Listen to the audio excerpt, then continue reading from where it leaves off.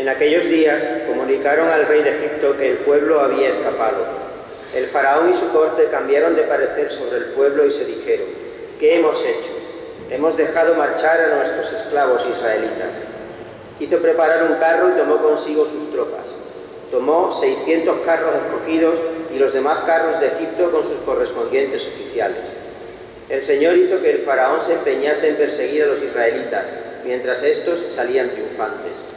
Los egipcios los persiguieron con caballos, carros y jinetes y les dieron alcance mientras acampaban en Ceirot, frente a Baal-Safón. Se acercaba el faraón. Los israelitas alzaron la vista y vieron a los egipcios que avanzaban detrás de ellos y, muertos de miedo, gritaron al Señor. Y dijeron a Moisés: ¿no había sepulcros en Egipto? Nos has traído a morir en el desierto. ¿Qué es lo que nos has hecho sacándonos de Egipto? ¿No te lo decíamos en Egipto? Déjanos en paz y serviremos a los egipcios. Más nos vale servir a los egipcios que morir en el desierto. Moisés respondió al pueblo: no tengáis miedo, estad firmes y veréis la victoria que el Señor os va a conceder hoy. Esos egipcios que estáis viendo hoy no los volveréis a ver jamás. El Señor peleará por vosotros esperad en silencio. El Señor dijo a Moisés: ¿por qué sigues clamando a mí? Di a los israelitas que se pongan en marcha, y tú alza tu cayado, extiende tu mano sobre el mar y divídelo para que los israelitas entren en medio del mar a pie enjuto. Que yo voy a endurecer el corazón de los egipcios para que os persigan, y me cubriré de gloria a costa del faraón y de todo su ejército, de sus carros y de los guerreros. Sabrán los egipcios que yo soy el Señor cuando me haya cubierto de gloria a costa del faraón, de sus carros y de los guerreros. Palabra de Dios. Cantemos al Señor, sublime es su victoria. Cantaré al Señor, sublime es su victoria. Caballos y carros ha arrojado al mar. Mi fuerza y mi poder es el Señor. Él fue mi salvación. Él es mi Dios, yo le alabaré. El Dios de mis padres, yo lo ensalzaré. Cantemos al Señor, sublime es su victoria. El Señor es un guerrero, su nombre es el Señor. Los carros del faraón los lanzó al mar, ahogó en el mar rojo a sus mejores capitanes. Cantemos al Señor. Las olas los cubrieron, bajaron hasta el fondo como piedras. Tu diestra, Señor, es fuerte y terrible. Tu diestra, Señor, tritura al enemigo. Cantemos al Señor.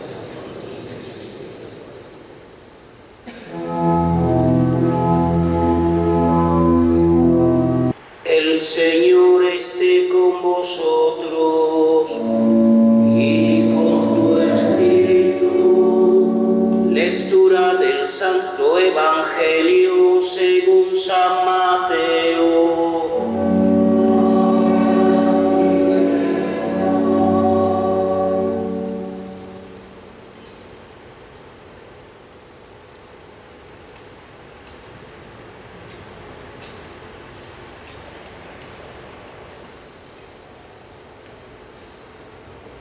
En aquel tiempo, un grupo de letrados y fariseos dijeron a Jesús: Maestro, queremos ver un milagro tuyo.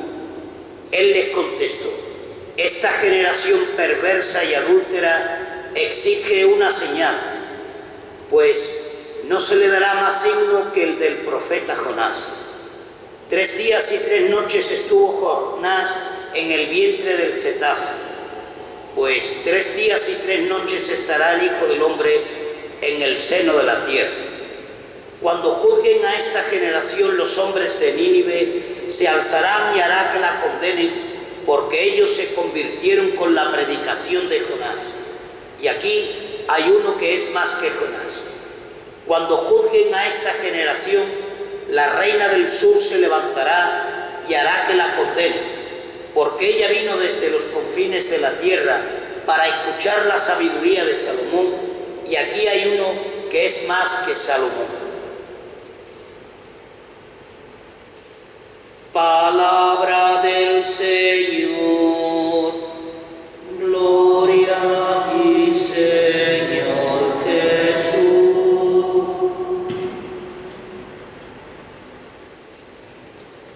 Queridos hermanos, un año más nos disponemos a celebrar este triduo en honor a Santa María Magdalena, a quien tenemos como titular y de alguna manera como patrona, como patrón, como modelo de nuestra experiencia de vida, de fe.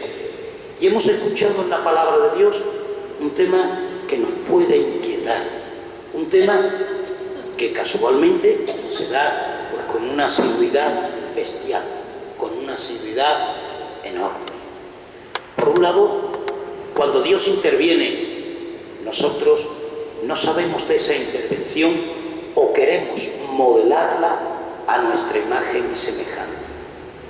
Hemos escuchado cómo Dios interviene en esa Pascua, en ese paso del Mar Rojo, el éxodo desde la esclavitud a la libertad, y es ahí donde el hombre, donde el pueblo no va a interpretar o no sabe interpretar cómo Dios interviene.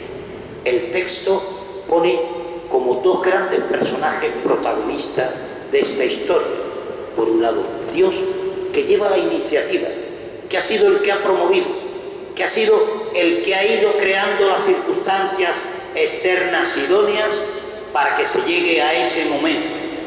Y por otro lado, la intervención del hombre, la intervención del pueblo.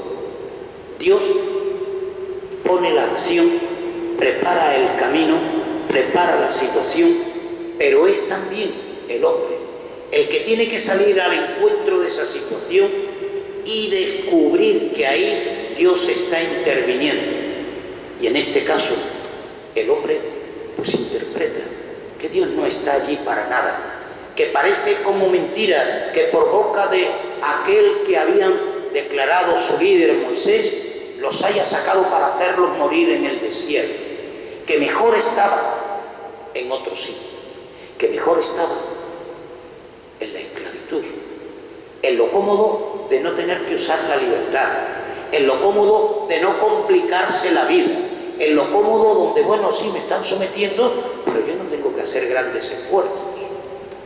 Y la intervención de parte de Dios, lo que Dios le va a exigir a aquel pueblo por boca de Moisés es que no confíen solo en la intervención de Dios, que ya la tienen, y que crean que esa intervención es eficaz y que yo estoy aquí para salvarlo, pero es necesario que se produzca el encuentro, que ellos se pongan a hacer lo que tienen que hacer, y lo que tienen que hacer es caminar. Diles que se pongan en marcha, diles que colaboren con este plan de salvación, de liberación que yo estoy haciendo. Decía San Ignacio de Loyola que en la vida de fe, en la vida donde uno quiere ver cómo Dios interviene y cuándo Dios interviene y cómo interviene, uno tiene que confiar, como si todo dependiera de Dios, pero a la vez como si, con la actitud de que, como si todo dependiera de mí. Y en esa conjunción se dará pues el descubrimiento de que Dios efectivamente está a mi lado. No me resuelve la papeleta sin más, pero sí me va a dar la capacidad para que yo la resuelva. No me va a sacar cogidito con pinzas o con alas y me va a llevar, pero sí me va a mostrar el camino que yo tengo que seguir. Como dice el texto, dile a los israelitas que caminen, que lo que tienen que hacer es salir de ahí, que esa es mi voluntad, que salgan de ahí, que yo les he preparado y voy a estar con mi mano poderosa junto a ellos, haciendo posible que ese caminar llegue a buen puerto. Y así sucede pues con la intervención de Dios en la historia, en nuestra historia concreta. ¿Cuántas veces le hemos achacado a Dios estar ausente ante un problema, ante una situación engorrosa, ante una situación que parece que es una tragedia o un drama en nuestra vida? Y al pasar nos hemos dado cuenta cómo Dios estaba interviniendo, dándome la fortaleza, dándome la sabiduría necesaria para encontrar una salida, una solución a ese problema o a esa situación. avancemos cuando ya ha pasado. Y tal vez lo cantemos como hace el libro del Éxodo, como una gesta, como un cántico de liberación. Dios nos ha liberado. Pero mientras estamos en el suceso concreto y en la acción liberadora de Dios, no lo vemos tan claro, incluso le echamos en cara el que no esté haciendo las cosas como nosotros creemos. Pero también en el Evangelio hemos escuchado pues otro tema clásico en nuestra vida, y es la ausencia de fe. La ausencia de fe muy concreta porque pedimos signos. Igual que aquellos letrados y fariseos a Jesús le piden un signo para creer en Él, es decir, a la fe no llegó por gratuidad, no llegó como un don y una tarea, un don que Dios me ha dado y una tarea en la que yo me empeño, sino que pido el signo, lo fácil, lo que se ve para creer. Y eso no es fe. La fe, según el texto del Evangelio, es acoger, reconocer que la palabra de Dios, que Él mismo, que el propio Jesús, es verdad, que se cumple en mi vida, que se da en mi vida y que yo la cojo para cumplirla y para vivir. Y lo hace el evangelista de una manera magistral, pues poniendo el ejemplo, sacando aquel popular libro de Jonás, que para los israelitas era poco más o menos lo que es para nosotros la parábola del hijo pródigo. La parábola del hijo pródigo, donde el hijo vuelve, se arrepiente, vuelve, Dios lo acoge, restaura su vida y a partir de ahora pues, comienza una nueva vida.